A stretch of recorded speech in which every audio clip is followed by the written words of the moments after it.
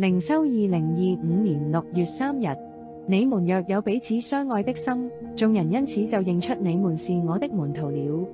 約翰福音13章35節，教會不只是聚會地方，更是信徒組成的屬靈的家，是一個愛的群體。我們每一位信徒都是基督身體上的肢體，彼此相連，彼此需要。因此，我們不能只是去教會，更是要成為教會的一部分。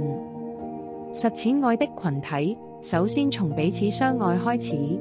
我們要學習關心弟兄姊妹的需要，在困難中扶持，在喜樂中一同慶賀。透過小組、團契、代禱，我們建立真實的關係。其次，積極參與教會生活，無論是敬拜、服侍或傳福音，都是將愛活出來的方式。我們是參與者，每人都有獨特的角色與恩賜，如牧師、司琴、福音部、敬拜部、崇拜招待等。最後，把愛帶出教會，在家庭、職場、社區中活出基督的樣式，使人因我們的行為看見神的愛。願我們成為一個彼此相愛、同心合意、彰顯基督榮美的教會。因為你們若有彼此相愛的心，眾人因此就認出你們是我的門徒了。約翰福音13章35節。我們來禱告。